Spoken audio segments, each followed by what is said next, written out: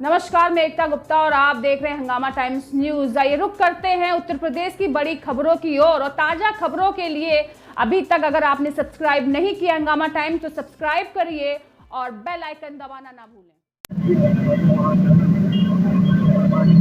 बाबा जी, अपने परिचय के साथ कुछ आप बता रहे हैं, क्या कहना चाह रहे हैं भारतीय संस्कृति और उसके गौचारण के विषय? हर हर महादेव। मैं ज्ञानेश कमल हूँ। इस देश की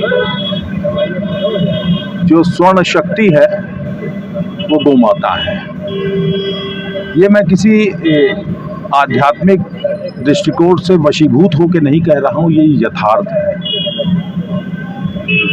भारत में लगभग 35 से 40% जमीन गोचर भूमि है, जिसपे कतिपय कब्जा है।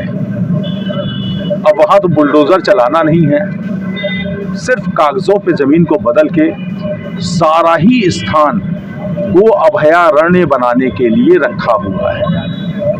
ये किसी भी गौशाला बनाने की जरूरत नहीं है, क्योंकि गौशाला एक छोटी सी चीज होती है, कैदखाने से लगती है, वहां बहुत मौतें हुई हैं, ये यथार्थ है। इसलिए गाय का अभयारण्य बनना चाहिए। 32 से 35 से 45 46 मोदी सरकार भी कुछ इसमें कार्यक्रम कर रही है कि जैसे वो उठा रहे हैं कदम कि जैसे गौशाला का निर्माण करना या गौओं को जो है संरक्षण देना, तो इसके विषय में क्या कहना चाहते हैं? देखिए, हम सिर्फ ये कहेंगे कि गोरक्ष पीठ के महंत बैठे हैं, तो गाय पे तो उनकी विशेष कृपा होना एक बहुत ही सहज सी बात है। और मैं समझता हूं कि उन्होंने बहुत ही व्यापक दृष्टिकोण से इस पूरे मसले को अपने साथ रखा है। मगर मुझे ऐसा लगता है शायद एक बात कहीं कड़ेपन से, जैसे वो सब जगह कड़े निर्णय लेते हैं, तो एक कड़ा निर्णय लेना पड़ेगा कि जो ये 32-35% से 47% तक की हर तहसील में जमीन पड़ी हुई है, गोचर भूमि, ऊसर और बंजर की भूमि, खाद गड्ढे की भूमि, वो जिस कार्य के लिए पड़ी है उसी कार्य के लिए प्रयोग की जाए। उसमें जो अतिक्रमण है उसको तत्काल प्रभाव से समाप्त करके वहां गो अभयारण्य बनाया जाए। क्योंकि एक बड़ा सीधी सी बात है कि आज बाजार में गौमूत्र 80 रुपए लीटर मिलता है। हम जहां भी स्थित है उत्तर प्रदेश के अंदर 5 किलोमीटर के वृत्त में 6000 गोधन विचरण कर रहा है। 32-45% भूमि का मालिक दर दर भूखा, लाचार, बेबस, घायल, बीमार दर बदर भटक रहा है। उसको उसकी गोचर भूमि मिल जाए, वहां गो अभयारण्य बन जाए। और अर्थ की बात करते हैं महाराज, गोबर में ही धन है। गोवर्धन हमारे यहाँ पूजन होता है हर वर्ष, और गोबर सजा के हर पूजन में गोबर रखते हैं। हमने विधानसभा में एक उत्तर के दौरान योगी जी से सुना था। मैं कह रहा हूँ योगी जी, हम जहाँ भी हैं उत्तर प्रदेश में उसके 5 किलोमीटर के वृत्त में 6000 लगभग गोधन निर्वासित विचरण कर रहा है। गोबर सड़क पे गिर रहा है, गोमूत्र सड़क पर गिर रहा है, और खेतों में यूरिया और पेस्टिसाइड्स पड़ रहा है। इस यूरिया और पेस्टिसाइड्स केमिकल्स को खाकर मुझे तो लगता है कि सारी ही की सारी पीढ़ी अपंग हो जाएगी। आज दुनिया के सबसे अधिक सरकार से क्या मांग है?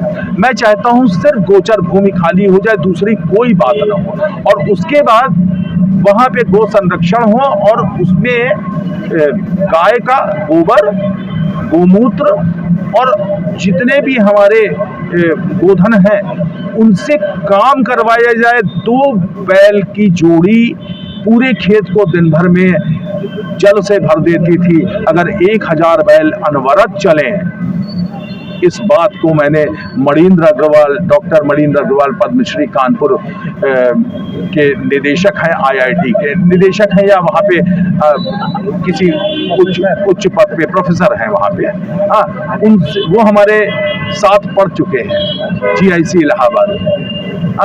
तो उनके पास मैं गया था और ये विषय रखा था, और सारे 1000 बैल अगर चलते रहे अनवरत, न जाने कितने मेगावाट बिजली पैदा हो सकती है। हम व्यर्थ कर रहे हैं अपने गोधन को।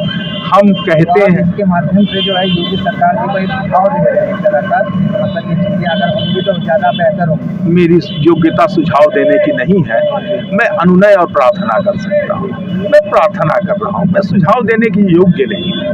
हाँ, क्योंकि एक दरबार है वो, और उस दरबार में सिर्फ इतना कहना जरूर चाहेंगे और अपनी बात को विराम देंगे।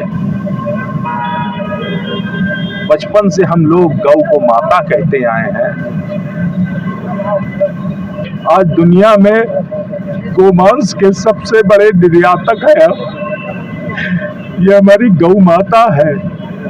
हमारी माँ को बचा लो, उसकी भूमि उसको वापस कर दो। आपने सबकी भूमि सबको वापस किया है योगी जी। आप गौ माता की जो गोचर भूमि है केवल वो, और उसके बाद जब कहेंगे सिपाही के तौर पर एक कार्यकर्ता के तौर पे हमेशा खड़े रहेंगे। गौ संरक्षण के लिए एक जिला दे दीजिए, आपको मॉडल दे देंगे। और मैं समझता हूं कि इससे सार्थक और गोरक्षपीठ के लिए और कोई काम, आप तो प्रधानमंत्री बनो, चाहे आप देश के दुनिया के सबसे बड़े नेतृत्वकर्ता बन जाओ, लेकिन एक बात जरूर कहूंगा कि गोरक्षपीठ के बहन से हुई चाह रहे हैं आप कि ऐसे ही हमारा जो है भारत विश्व गुरु बन सकता है अगर ऐसे चीजों को किया जाएगा। सोने की चिड़िया पहले आप सोने की चिड़िया, जब आप सोने की चिड़िया बन जाओगे तो विश्वगुरु आपकी मान्यता स्वयं से प्राप्त हो जाएगी। ये भौतिक काल है महाराज, ये कलयुग है, एज ऑफ टूल्स, कल पुर्जों का युग। जापान कविता लिख के बड़ा नहीं हुआ है, पैसे से बड़ा हुआ है। ये दुबई और ये सब आप देख रहे हो, ये धन से।